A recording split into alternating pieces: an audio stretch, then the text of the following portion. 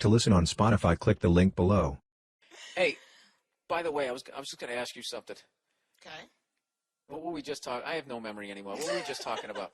You think you were the one smoking pot?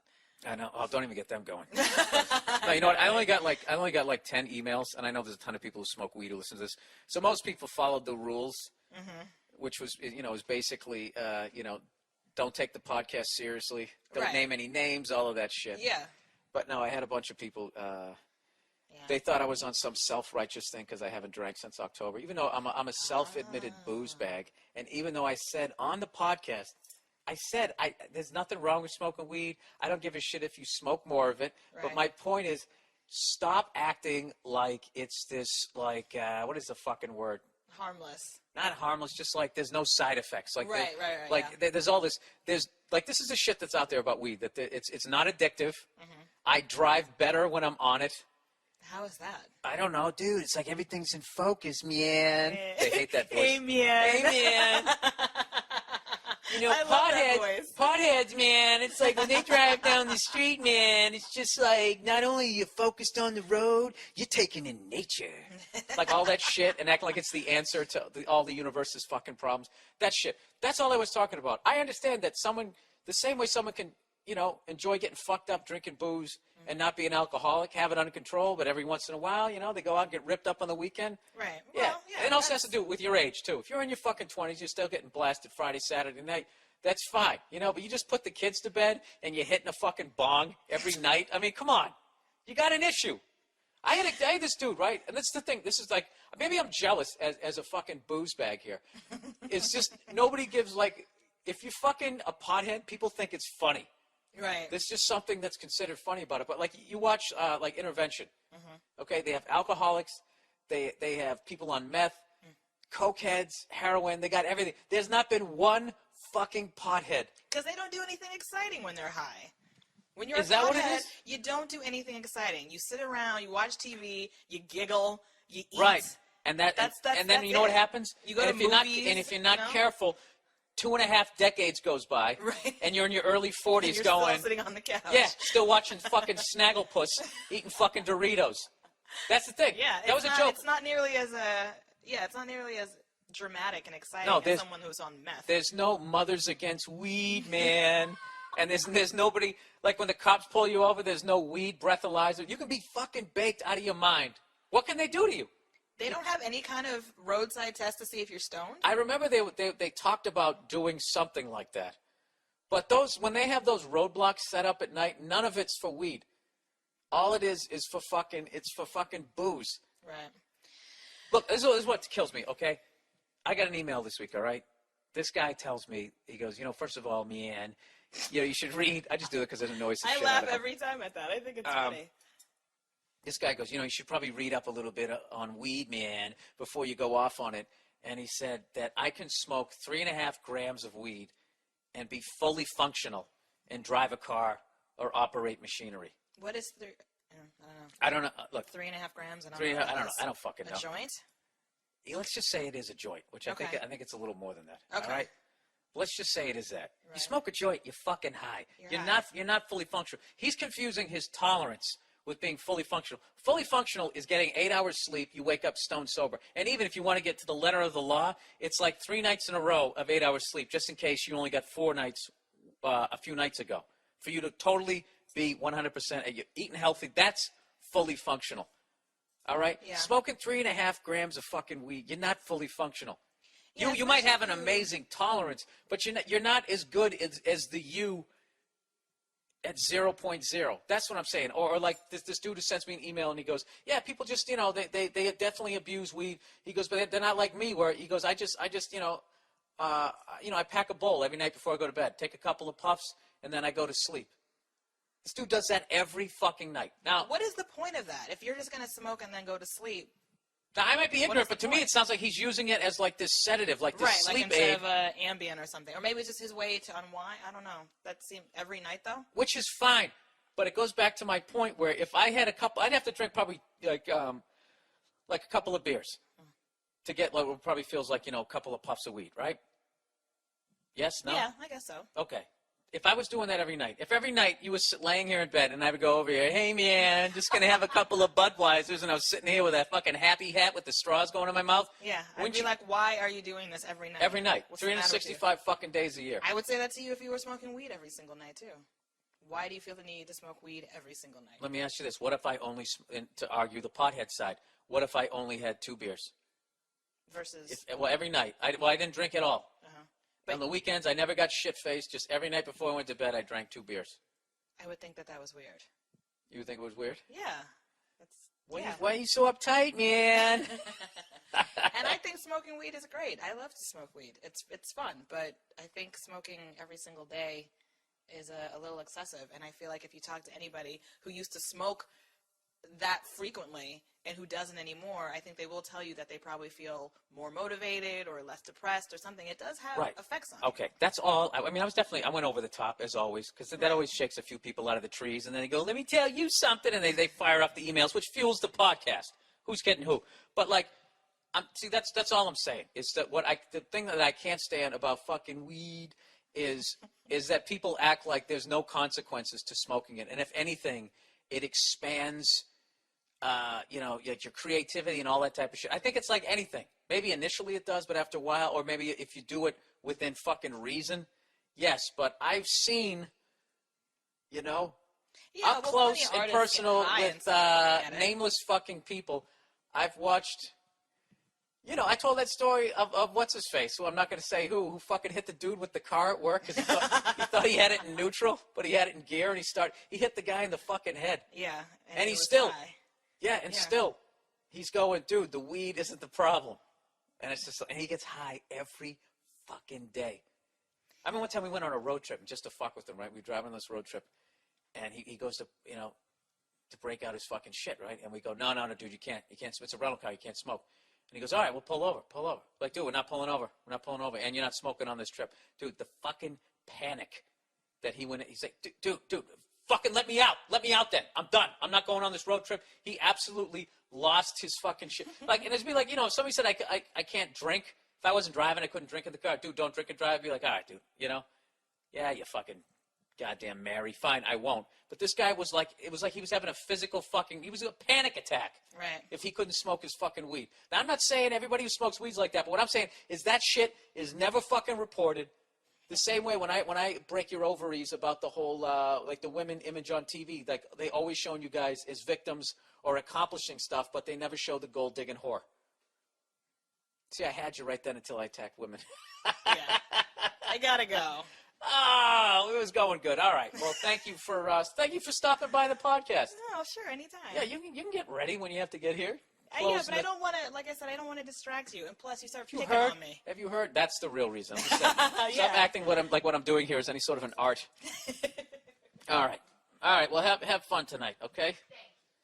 All right. So back to the damn. So all right. So all you, not all you potheads, just the 10 that fucking wrote into me. Sorry, the electrolytes again. Yeah, it was breaking. Can any pothead out there just be fucking honest with that and at least admit that maybe it isn't you, that at least you've had a fucking friend of yours who, like, discovered weed, liked it, really liked it, and then it just became their motivation when they got up. All right? It's fucking unreal to me that the third week in the row on the podcast, I have to act like this person, exists to the world. Everybody knows this fucking guy, all right? But he's never talked about, and I want to know why none of these fucking burnouts are brought on to intervention. That's what I want him to see. Just some kid sitting there past, in a fucking weed fog, couple of hacky sacks in the background, his dirty surfer shorts, just fucking toasted out of his fucking mind, and that's all he's been doing for 5, 6 critical years in his 20s. Hasn't finished college. Wake and bake. That guy. Come on. Everybody, I'm sick of it. All that horse shit. It comes from the ground, man. It's fucking annoying. But whatever. I guess I'm becoming too prudish on this podcast. This guy writes, hey, Bill, what the fuck happened? You bashing hot sluts on South Beach last week? You stopped drinking? You're talking shit about pot like you're fucking Alan Thicke. I didn't know. Does he talk shit about him? About pot, I mean. You know that life is a drag. For Christ's sake, you grew up in New England. You know what I'm talking about. 9 months of shitty weather. Your boss is a prick. All you have to look forward to is the weekend to let loose and unwind. Dude, I totally get that. I totally get that. I work for myself, and I still want to get bombed out of my fucking tree. He says, quit talking shit about pot, would you? Pussy, drugs, and alcohol are all good things. Take care, pal. Yeah, dude, I totally agree with that shit, but you know what I'm saying. First of all, if I go down to South Beach and all I do is talk about how hot the women are, that will be informative, that will be obvious, and that will be 1 minute of the podcast. You know, everybody knows they're hot down there. But if I talk to them, if I say that they're whores, and they look like a bunch of goddamn prostitutes walking down the street, that gives me like 8 minutes of shit to go off on. All right? Jesus Christ, do I have to break down the whole process for you people? You haven't figured out. It's it's not a lot of levels to this podcast. You give me a topic, I fucking go off on it with very little knowledge. It annoys people who are informed on the subject, and then they send me emails in, and then I just yell at them, even if they've proven their point. That's basically it.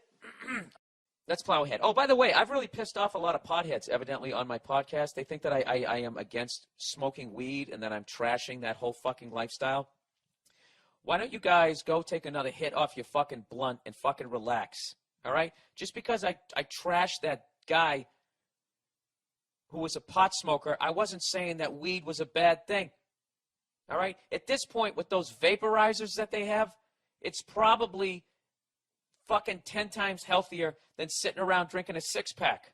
I don't have a fucking problem. I wasn't talking about smoking weed. I was making fun of a loser. I was telling that woman that she was dating a fucking loser. All right? As a man, your job is to go out and fucking provide. You know? And when somebody breaks into your house, not to shit yourself and to grab the nearest blunt object and fucking go Braveheart on them. That's what you're supposed to do. You know? Me, I would shit myself, lock myself in the bathroom, and call 911, of course. But I can provide, goddammit. That's what I got a fucking pit bull for. Speaking of that, I watched No Country for Old Men again, man. What a fucking awesome movie that is. That is just an absolutely phenomenal fucking movie. It actually made me sad that we were in Final Descent. That's how good that goddamn movie is. But anyway, so just know that, potheads. I'm not making fun. You know, if I make fun of some guy who's a booze bag fucking loser who's sitting around drinking beer all day on the couch, that doesn't mean that I don't think that anybody should drink. All right? So fucking relax. Jesus Christ, I thought you got mellow when you smoked weed. Anyways, let's plow ahead. Hey, potheads, can you guys basically just admit that you want weed to be free just so you can just sit around smoking it and not have to worry about anybody hassling you? You know, to use a classic hippie word. Why can't you just admit that and stop telling me about, you know, how the fucking Declaration of Independence was written on hemp and all these, you know. I mean, Jesus Christ, you can make a potted plant out of an empty 40 ounce. I'm not going to sit there and act like I don't wish that I want to drink in public, right? Dude, my brain shut down 7 minutes ago. I don't know what the fuck I'm talking about. I need to start reading again. Advice. Dear Bill, I've got a few shitty things going on in my life right now that I need to vent about. Also, I would like to hear your advice. Okay, you guys don't need to have fucking intros like that. Just ask me the advice, because I don't read them and sound like a shithead. First things first, I live in South Carolina, and I think you can guess that pretty much blows. I'm 22 years old, and I just graduated from college with a degree in psychology. My job outlook is pretty bleak right now, and I just got laid off from my shitty delivery job. Jesus Christ, what the fuck is going on in this country? This dude has a degree in psychology, and he's delivering fucking Entenmann's cakes to supermarkets. And he gets laid off. Because I must have applied for at least 30 jobs at this point, and I've stopped applying for the ones that I'm underqualified for. And I've started, and I'm still unemployed. I don't understand why the access of entry into the restaurant industry is so fucking high. I can't even get a job serving because they keep telling me we only hire people with 2 years of experience. Yeah. Well, it's the law. It's the laws of supply and demand. You know, if we weren't in the middle of a recession, you could walk in there with coming out of prison, and they'd let you work the goddamn mesquite grill. Yeah, I worked in a restaurant. There's a bunch of fucking drug addicts. It was such a good economy. It was like 1987. Wait a second. That was right after Black Monday. I don't know. Maybe it was the South. I have no idea. I worked at this place called the Sable Cafe in Cary, North Carolina, way back in the day. And we used to have this douche who came in. He was on work release. He was in prison, and they would let him out so he could wash dishes and work his way back. Not wash dishes. He actually worked the fucking cooking line. He was above me. Right. I was a busboy / grill chef / dishwasher because the restaurant was slowly going out of business. And / hottie.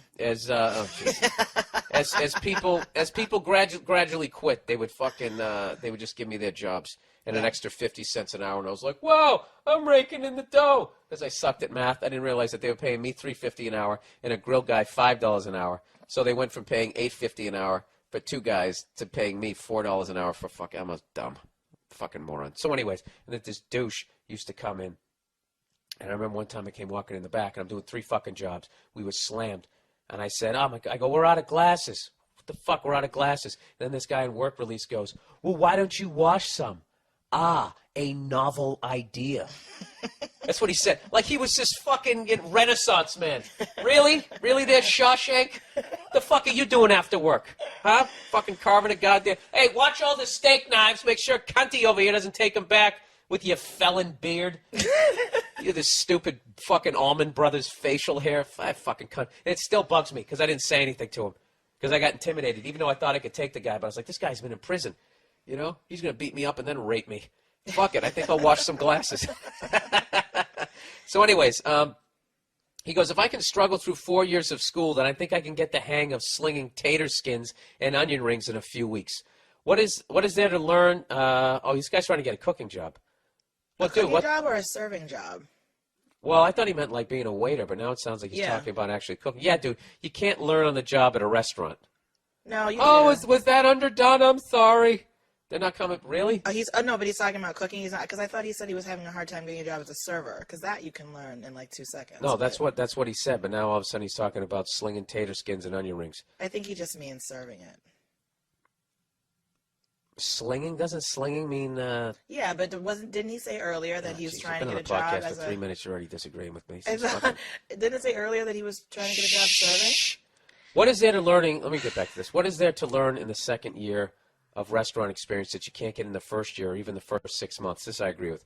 How in the hell am I supposed to get a job? I'm also being cut out from financial support of my family who helped put me through school. If I can't start paying bills, then I'm going to have to move back in with my parents in a shitty small town that is about an hour away from the city I live in. Job outlook there is even worse, and I would hate to move away from my friends and girlfriend. Me and my girl don't live together, but she's offered a lot of needed support, and most importantly, she supports me pursuing comedy. It's my dream to become a comedian, and I can only go so far while I live in South Carolina. That's true. No, it isn't. That he can only go so far living in South Carolina as a comedian? The fuck? Oh, you become the next goddamn cable guy. Dude, there's people, I guarantee you, in South Carolina, there's a guy there who's the king of South Carolina, and we've never heard of him. Every state I've been to. But he's huge there? Yeah, right. And they fucking make 6 figures a year. I understand what he's saying. Obviously, he doesn't want to be the king of South Carolina. He wants to get into movies and TVs, become a nationally headlining act. I understand what you're saying, but I'm just saying, you can make fucking money there. There is money to be made with those drunk fucking idiots there. All you got to do, just do a Ric Flair impression. That'll be your closing bit. You'll be fine. He lives out there. I would like to move to New York City, but won't be able to do that if I'm not able to save up money, and I definitely won't be able to do that anytime soon because I am awaiting a trial for a DUI I got back in January. This story just keeps getting, like, unraveled more and more. Every sentence becomes something else. That's why country songs are so sad. These people live it. Living in South Carolina.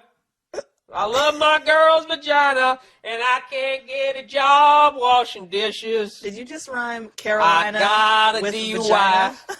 and I don't know why, because the cop was even drunker than me.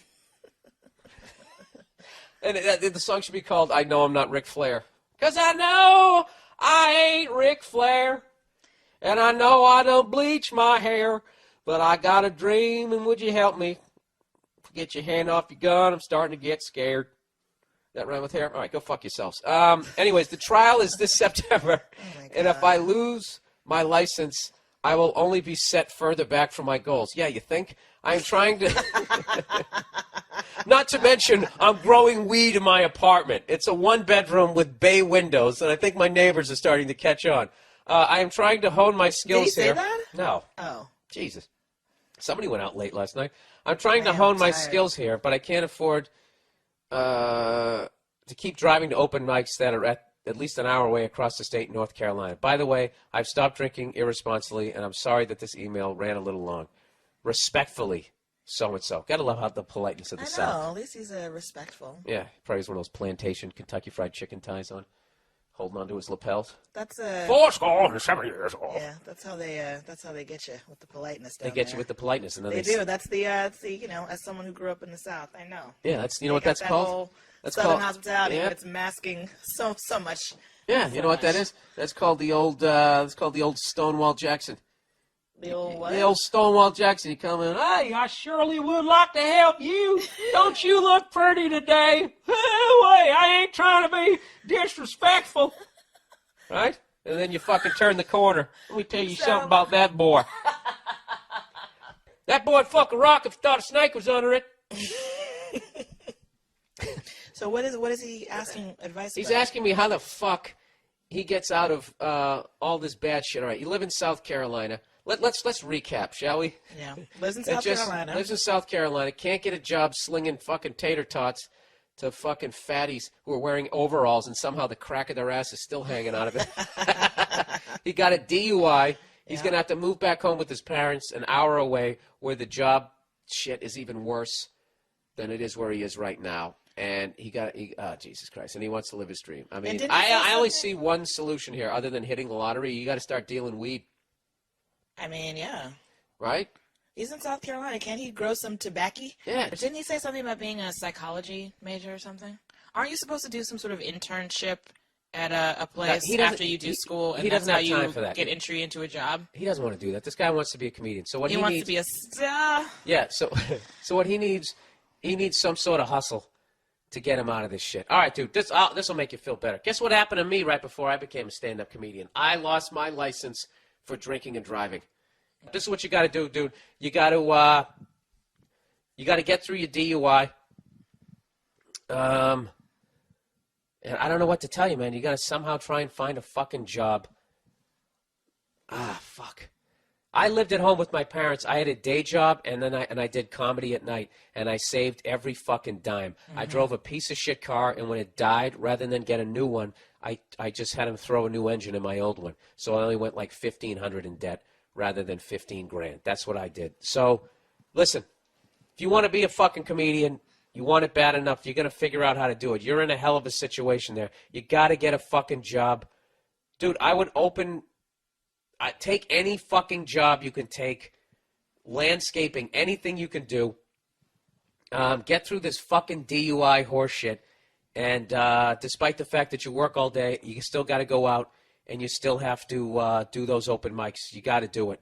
And as hard as it's going to be, it's gonna make you tough. And that's what you got to be to make it in the world. You got to be tough. You got to get up. But you know what? You've been knocked on your ass. You're flat on your back, and you got to get up. Right? The ref's over you right now. 6, 7. Most people just lay there. I'm going to go fucking lay between my mom's titties and just say I quit in life. You're not going to do that, are you? You're going to pick yourself up. You should have seen the look she just gave me. Yeah, I'm trying to inspire him. This kid is in a fucking hole. Yeah, but he can get out of it. He's got to suck it up. How would you get out of it? How would you get out of it? I would do like you said. I'd have to take any job that I could get. But I'm a Subtext. female, so maybe I could get... No! I was thinking babysitting, you pervert. You'd whore yourself out. No, I wouldn't. Wah, wah, wah, wah. My name is Nia, boo, boo, boo, boo, and I got some high heels. Do, do, do, do. Who wants to fucking hit this? I want to be a comedian. Stand up right now. That was like a new bit. It bombed, and now I'm going to go to a proven joke that I've told 600 times and make it sound brand new. All right? Here we go. Advice. Bill, I recently got dumped by my girlfriend through behaving like an idiot. To be honest, in her shoes, I would have done the same thing, with the difference that I would have given me a second chance. For the record, no, I didn't cheat on her. Instead, I found myself getting quite broody. I think that means depressed. With all the heaviness that goes with that. Who knew that can happen to men too? I certainly didn't. What does broody mean? What does it mean to be brooding? Isn't that what What's-His-Face did in Rumblefish? Matt Dillon? Isn't that how he got all his acting work? They used to always say he had the brooding good looks. So what happened? You'd be in the apartment with your girlfriend. She'd be trying to talk to you, and you'd be leaned up against one wall, one foot on the floor, the other one up against the wall. And she'd be like, "What do you want for breakfast?" And then you just sort of look, you look to the side. I don't know. It just doesn't feel right. Did you have a cigarette pack rolled up in your T-shirt? What the fuck is broody? I don't know what that is. Anyways, he goes, "I believe I'm through that madness now, and yet while I was only with her for about 3 months, I miss her companionship terribly." I think he means he was depressed. Anyways, he goes, "I sent her some flowers to say I was sorry, but she says she doesn't want to see or talk with me, although she says she will contact me in the future when some other heavy shit she's going through right now is over. I feel I owe the situation one last roll of the dice at the very least. Do you have any suggestions?" Yeah, you guys need to not be near each other. All right? First of all, if you want her to call you back, don't call her. All right? Because you're going to sound even more brooding as you're standing there crying with a bouquet of flowers or whatever the fuck you're going through. And then this whole thing where she says she'll contact you in the future when some heavy shit she's going through right now is over with, I'm thinking of that movie Barfly. You guys both like alcoholics? What is the heavy shit she's got to get through? The fucking 12-pound meat hammer she's going to be riding tonight? I'm not trying to be a dick, but look, what you got to do right now, okay, if you're out there brooding and you're all depressed, you're probably not coming across as someone she wants to mate with who's going to bring her some strong offspring, okay, to get all Discovery Channel on you. So what you got to do is you got to show her that you're a man. So what you got to do is just let her go, all right? And start going to the fucking gym, all right? Getting 8 hours sleep. You start eating right. You can make yourself look good. You make improvements in your own life. So the next time she sees you, if you run into her, you look great, all right? What was that fucking Rodney Dangerfield thing? What was that movie where they were doing the Cyrano de Bergerac shit? Remember that? Chico, tell her you're the man. Remember that? That's what you got to do. Next time she sees you, you're fucking confident. Nah, that's bad advice. What, are you going to pretend to be confident? I don't know. I'm just saying, you know what, dude? Focus on yourself. Get your own shit together. And don't wait for her to call you. Start working out, eating right, getting some sleep. Go do some shit you always wanted to fucking do. And go out to clubs. Start talking to girls who are quote unquote way out of your league. See what the fuck happens, But the last thing you want to do right now, I swear to God, is to sit around thinking about that girl or calling her or sending her flowers and a box of chocolates and all that shit because, she needs a break from you, I think. And granted, once again, I give out this advice knowing that I didn't really go to college. I did, but it doesn't really count. And I have no background whatsoever, and I don't fucking read. So you're on your own if you take my advice. I take no responsibility for this shit whatsoever, all right? And not to mention, there's a zillion fucking chicks out there. Why don't you go join one of those dating services? That's a great fucking way to get laid. Someone was talking to me about that the other day. There's like 2 of them. One of them's about really getting into a relationship, and the other one's just about fucking.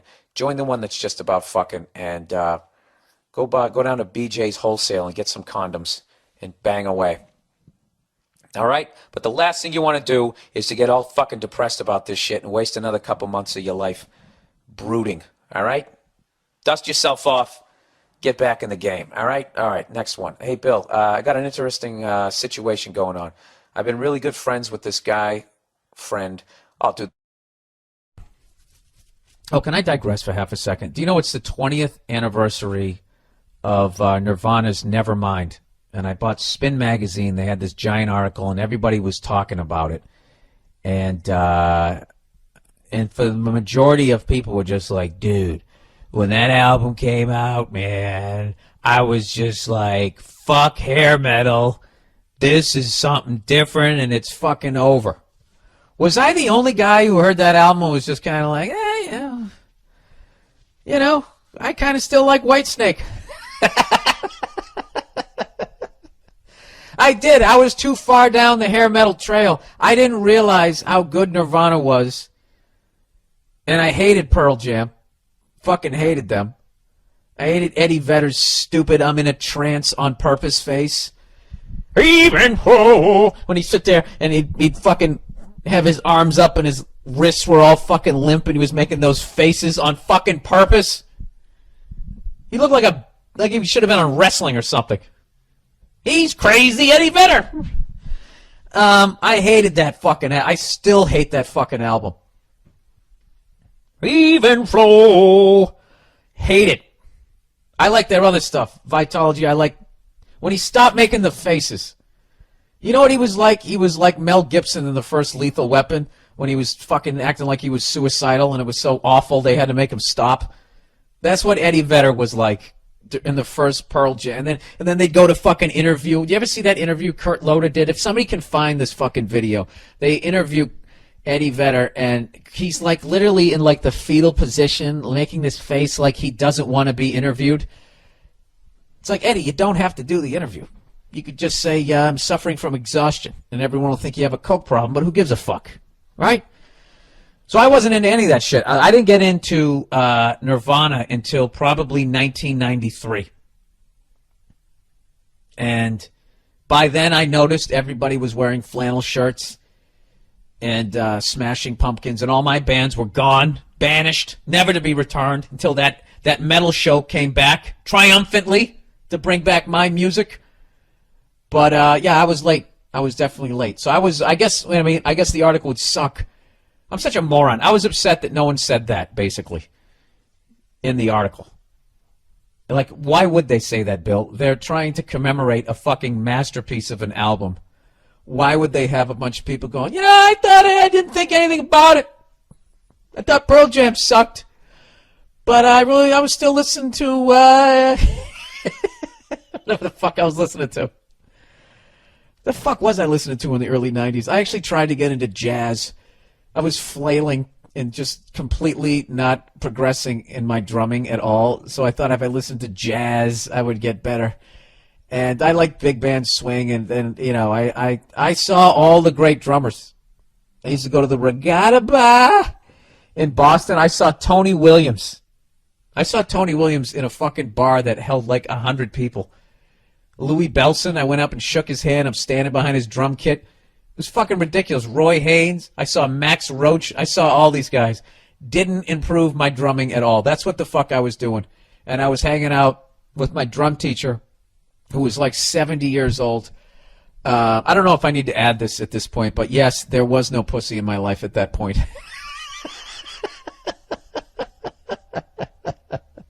So anyways, yeah, I kind of missed the beginning of the grunge thing. I'm not a Gen X. I think I'm old enough to be Gen X, but I'm not. I am a hair metal fucking 80s kid.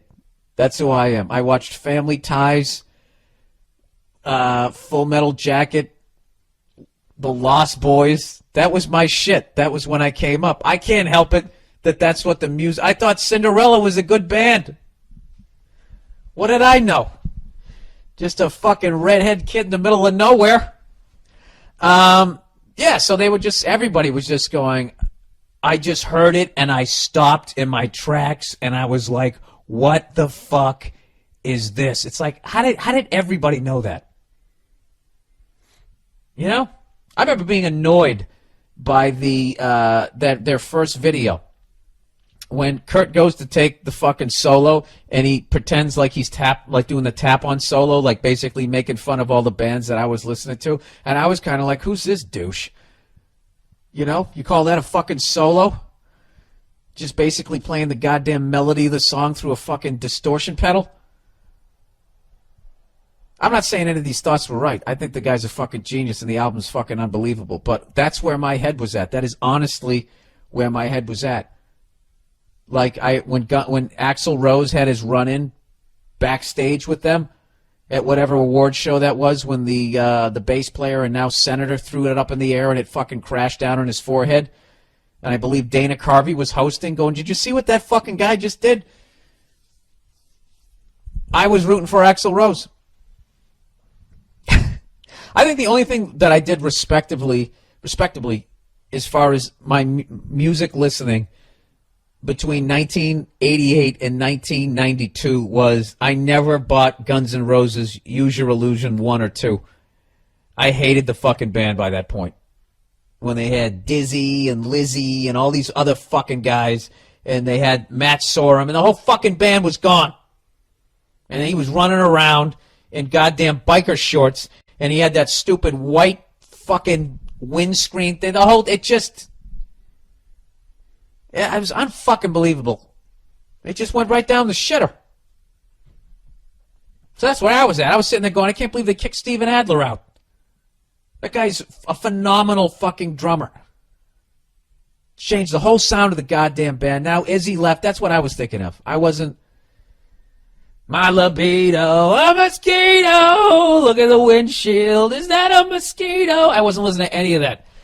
Yeah, I didn't listen to any of it. And then that fucking dude came out. That's when I started feeling old. I think when that album came out. And then Smashing Pumpkins came out. And whatever the fuck he was singing about, cats, Siamese twins. The hell was that song? I don't know. Despite all my rage, all that shit. I was trying so hard. But by then I was like 25 years old, and I got to tell you, it's fucking over. It's over. Music is for young people. All right, there you go. If you wanted to relive the early 90s through my fucking eyeballs, there it was. Jesus Christ, was that long enough for you? Last night, I was sitting on the couch, minding my own fucking business. I was watching Metal Mania on VH1. Metal Mania, Cleo. I think my dog is sleeping with its eyes open. Oh, no, she just moved her eyebrows. Dude, where the fuck did you just go? Huh? Cleo, whatever you're thinking about, it's going to be okay. All right? Anyways, you know what's weird? When my dog sees a squirrel through a window, it cries. like it's a long-lost buddy. But if my dog is outside and there's a squirrel, if there's no window between my dog and the squirrel, it will try and rip its fucking head off. So does anybody know anything about dogs? What is it crying about? Is it crying like, oh, I want to rip its head off. Oh, I wish I could just end that thing's fucking life. You don't make any sense to me. Anyway, so I'm watching fucking Metal Mania. Alliteration. This has got to be a hit show, right? So I'm watching this shit, and at the risk of pissing off a lot of listeners, I think most metal/hair metal, it arguably is the worst fucking music ever made. Worse than disco. I don't know why disco gets such a bad rap. Like, disco is the default example of bad music, the way Hitler is the default example of evil. Dude, he's the next Hitler. It's always the next fucking Hitler. Never Pol Pot. Never fucking, I don't know, pick another. I don't even know another one. Ivan the Terrible. Was that a wrestler? Or was that a comic strip? I don't, Horrible Haggard, I don't fucking know, right? See, I don't even have any other examples. Well, whose fault is that, Bill? There's a library right down the street. Oh, go fuck yourself, you know what I'm saying? Everybody always talks about disco and how bad disco was, and there just needed to be a change, man, right? And, then they'll talk about, the Police and all this new wave shit and the punk scene and all that, but what they completely fucking ignore is that right after disco, just immediately the mainstream then went over to this fucking heavy metal music. That was better than disco. I think it's fucking worse. And I think all these times where they keep saying that there was a big change and that this quality music came out, I don't know if that happens. I think it just, Nirvana comes around and then 4 years later everybody's listening to fucking O-Town, or the mainstream is. It's just this long, tragic, just flat line of shit music. I was watching the shit last night, shit that I used to like, and my jaw was on the ground how fucking bad it was. It was horrible. It was so bad I was texting paragraphs to the sensation, Joe DeRosa. Capitol Records, the guy who built Capitol Records, Joe DeRosa. I'll get a little intimate here with you. I'll read you the text message I fucking wrote Joe. Oh, Joe, where the hell are we? Joe, hair/heavy metal is the worst music ever made. Disco gets a bad rap. Watching Metal Mania on VH1. Guns N' Roses, Queensryche, Wasp, Quiet Riot, David Lee Roth's solo shit. It's fucking god-awful. Yeah, I saw David Lee Roth on his Eat 'em and Smile tour. And I saw that video last night. Going crazy from the heat. That sounds like a song Wahlberg's character would have written with John C. Reilly in Boogie Nights. Remember that? He will rock you, and he will roll you. Like, it was that bad. Teenage Frankenstein? I'm a teenage Frankenstein. You're telling me that song is better than More Than a Woman? More than a woman to me. You know, I think arguably it's, I don't know. I can't believe the shit that I used to watch. And, like, I used to listen to this shit around chicks, you know, just hopelessly thinking that this would get me laid. Like, they would think that I was some badass, like, loner. Bang your head.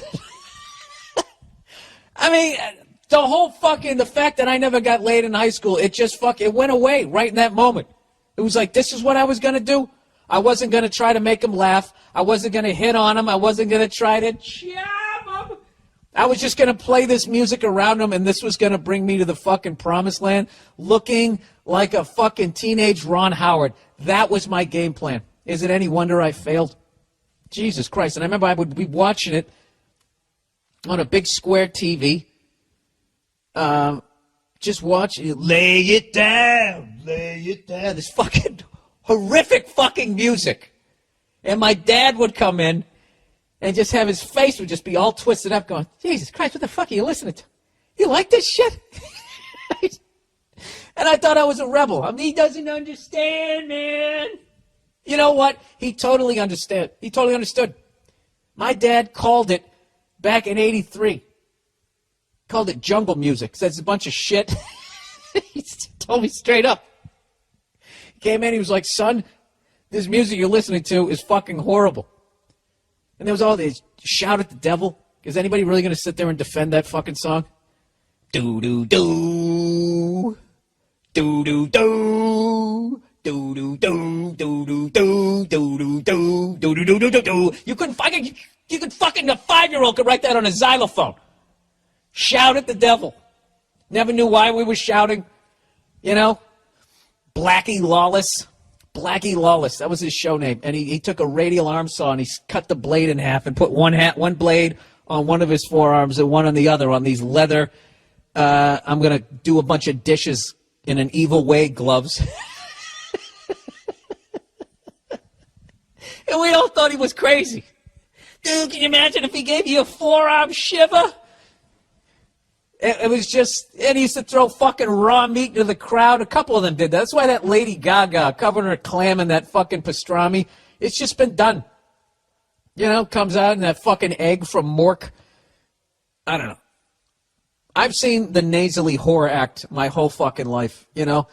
Those fucking chicks with the big noses, they can, you know, that's like white people's answer to the big black girl who can sing in church. The chick we bring to that fight is it's the white chick with the big nose. White chicks with big noses can sing. I don't know what it is. Barbra Streisand, it's a riot this thing, right? I don't know. It's like their nose is like that dome at the top of all those concert halls. There you go, Bill. Try to spit it out, you dumb fuck. But I want some emails, people. I want people try to tell me how round and round love will find a way, just give it time. Maybe tell me the musical validity that has over, like, disco. That all those people probably at Comiskey Park, when they blew up those disco records, like fucking 5-6 years later, that's what they were listening to. Nobody's fool, nobody's fool, nobody's fool. I'm no fool. That was a hit.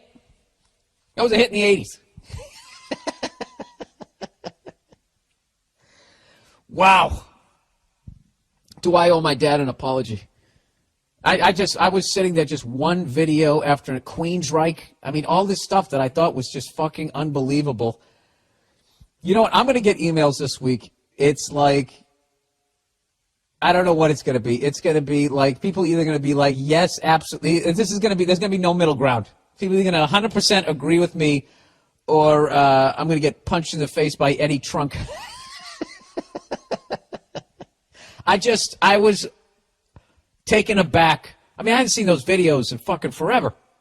Occasionally I'll go back and I'll look at some old videos, but I mean, a lot of it was like AC/DC, like shit that can like, you know, I mean, Back in Black is timeless. There's some timeless shit in there. You know, I even watched that Guns N' Roses, Sweet Child of Mine. I thought it was horrible. Whoa, whoa, sweet child of mine. And that little fucking shim-sham dance he was doing, it just was... Oh, and then the emotion he tried to have in the end. Whoa, whoa, whoa, mine. Right, and then he kind of closed his eyes like, I really went somewhere. When I was just fucking horrible. You know, I was right there. I helped hold it up. Oh, Def Leppard, pour some sugar on me. I hated that when that fucking came out. And all the ladies liked it, and he came out in his acid-wash jeans. I actually saw him on that tour. Didn't I? Yeah, Reynolds Coliseum. And Tesla opened up. Tesla, which I didn't think they were that bad. They weren't that bad. I don't know. I thought you're supposed to go back and listen to the fucking music of your youth, being like, wow, that stuff was awesome, man. Remember that? And then, you know, that was the first time I tried blow. You know, reminiscing. Actually, first time I ever saw cocaine, saw it being done, was at the Providence Civic Center. I saw AC/DC on the Who Made Who tour with Loudness, the Japanese heavy metal band that couldn't speak any English yet sang in English. I just can't imagine the disconnect. I can't imagine like memorizing a bunch of Japanese and going over there and just singing it and then not knowing what the fuck I was saying. Going out there, and everybody going nuts and just standing there like, I have no idea what I just said. T-shirts are $20. Did I just say that, or did I say, are you ready to rock? I have no fucking idea. Anyways, so I saw them. They opened up. And anyways, we were out in the parking lot, and we're drinking beers, thinking we're crazy. Driving, of course, because it's the 80s. This is right before MAD kicked in. They used to bring, like, wreckage from a fatal drunk driving accident. Did anybody else in high school do that? They actually brought a car from a fatal drunk driving accident, and they dragged it onto the lawn of our campus. If you want to call it a campus, a little island with a tree. They just left it there, and we all just stared at it, trying to figure out how many people were in the car, how many people died, and then we just walked away like, you know, and you're young. You don't give a fuck. 10 minutes later, you're talking about, dude, I'm getting fucking wrecked tonight. Wrecked. That was the word. Getting wrecked. Getting destroyed. Hammered. Right? So anyways, we're driving down there. Beer between your legs, as you do. It's the 80s, you know? You fucking lifted weights all that week. Never, all of it above the waist. Curls. Fucking benching. Shoulders. Nobody did squats in the 80s. Nobody did, right? So you got your fucking tight 501 blues on with your little pencil fucking legs, and then your overdeveloped upper body, your stupid gold chain, and you had a beer between your legs. That's how you did it. So we're fucking going down. They were probably on 8 apiece, fucking hammered. I was driving this piece of shit 83 Ford Ranger. I got like 5 fucking drunk friends in the back, which was still not even grounds for getting pulled over. You could just have people in the back like you were bringing fucking turkeys off the slaughter. Nobody gave a shit, right? So we pull in, and right as I pulled up, and I got a parking spot, there was this kid. He had his door open, and he kind of had like a Sammy Hagar meets John Fogerty haircut, blonde hair. I remember he fucking did a line right as I was pulling up. And I had fortunately had my window up, and he saw me, and he saw we all had AC/DC T-shirts on or whatever, and he just got out of the car, was just like, yeah! Screaming. It's like a haunted house. He came right up to the fucking window, and I was just trying to take it all in. Like, okay, how am I supposed to behave around somebody with who's on coke? Does this guy have, like, you know, Hulk strength right now? Is he going to tip over the truck? Anyways, that was the first time I saw blow. I don't even know what the point of all that was. I was just shocked. Look, I know it wasn't all bad. Like the early Metallica, you know, right through Injustice for All. I know that stuff was great. But I'll tell you, it is slim fucking pickings, my friends. Slim pickings. I didn't know what to tell you. I mean, I even go back sometimes. I try to listen to Appetite for Destruction. I know that's this watershed fucking moment in that music, but some of those fucking songs. They're out to get me, so you can suck me. Take that one to heart. Ugh. Kill yourself. All right, that ought to get me a lot of fucking criticism. The 1980s. The fucking 80s. Did I nail it, though, by the way? Everyone had the 501 blues. Remember that? Buttonfly, dude. Washed them 3 times and your nuts couldn't breathe. You know? And you wonder why you got all these fucking crazy kids that need to be on drugs now. Hey, what is worse, hair metal or some of that fucking patriotic country music post 9/11? What is worse to you? What is more cringeworthy? You know, Shout at the Devil, or that Toby Keith, Uncle Sam's gonna put a boot in your ass. Ugh. Oh my God.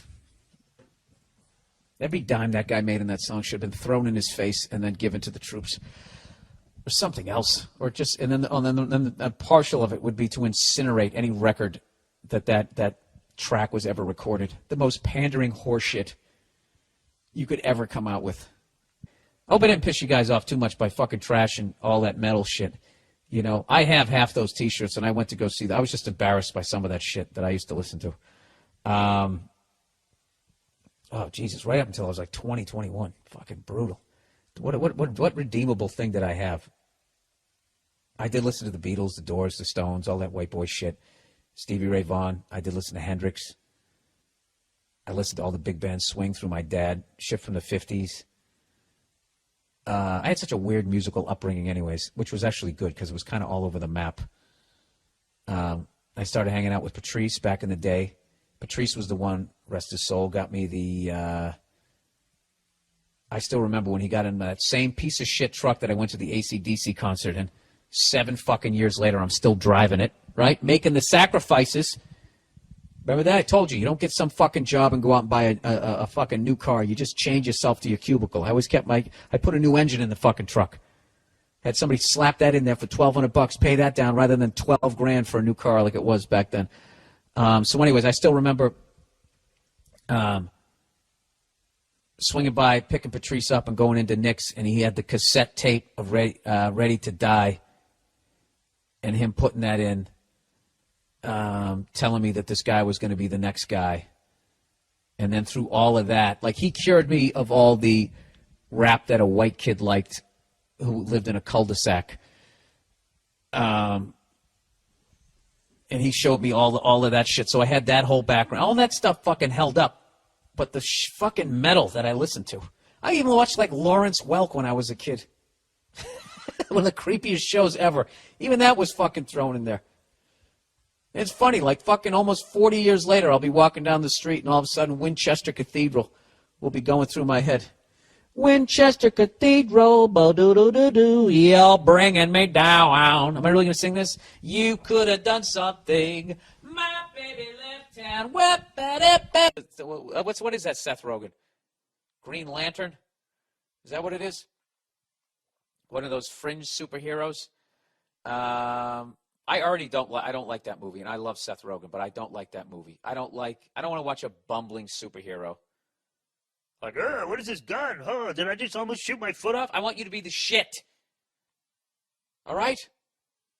Why won't Hollywood show me a guy that makes me want to be that guy, like they used to back in the day? I'm so sick of they're even making superheroes like nerdy and unsure of themselves.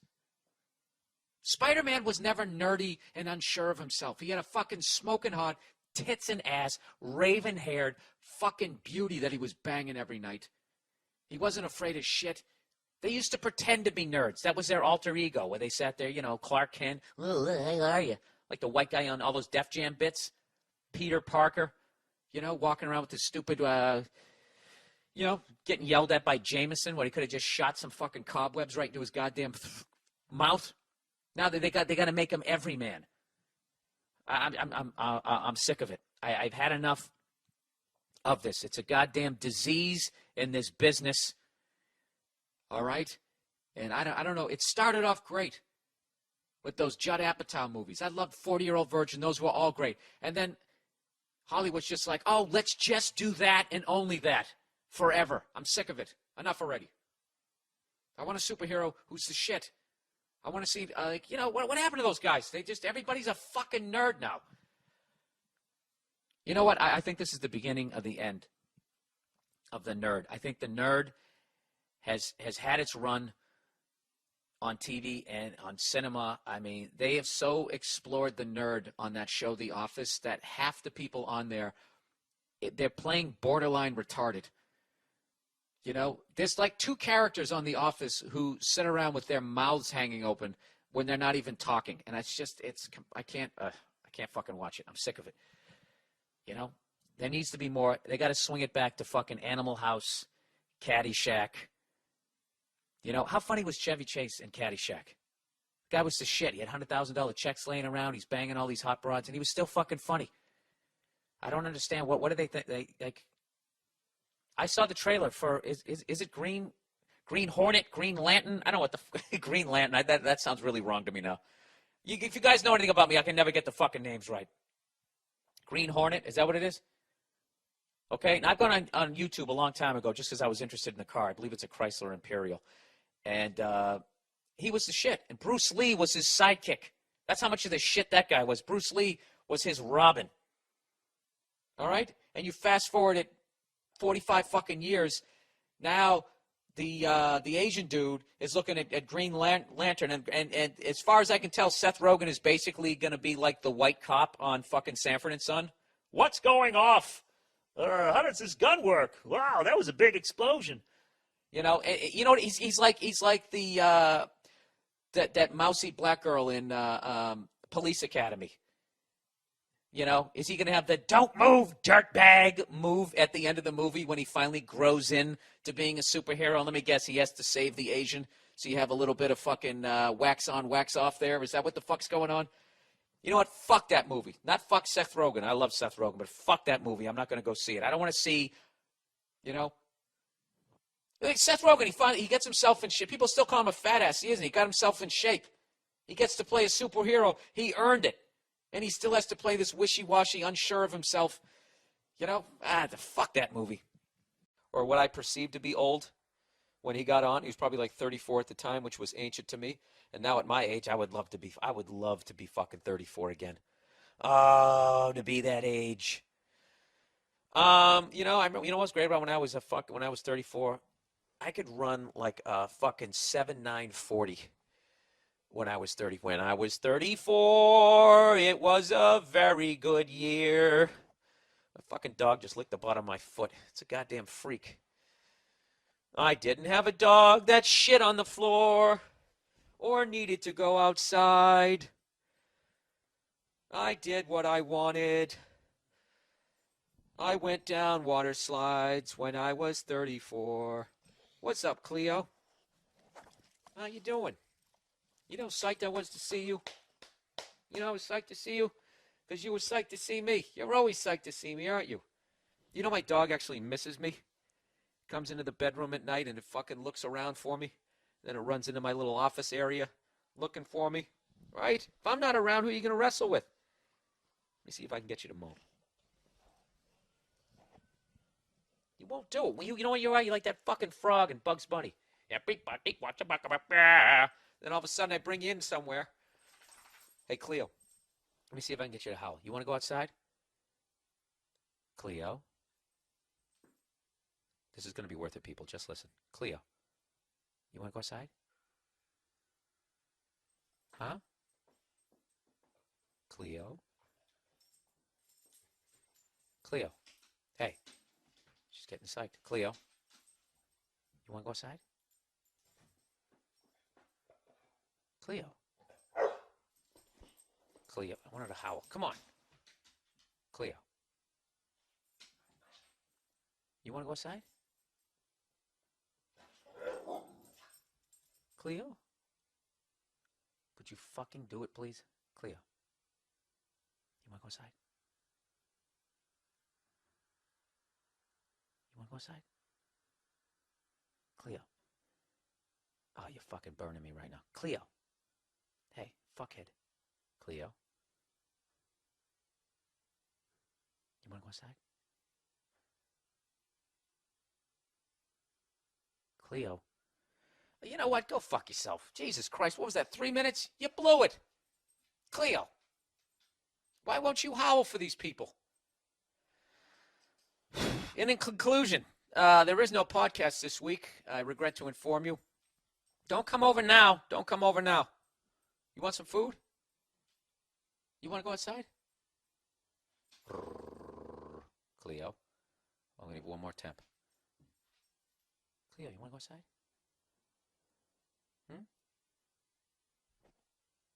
Cleo. Ah, Jesus Christ. You know what this is like? You know what you mean right now? It's like, you know, the hot chick that'll never fuck you? And she just keeps giving you a glimmer of hope and you keep coming back. You keep coming back. Whatever. I still love you, Cleo. You know, even though you just made me look like a fucking asshole. You really did. That was literally the Bueller. Anybody? Anybody? All right, that concludes my statement. That's the statement I'm sticking by. It's all in the police report, as Tiger Woods would say.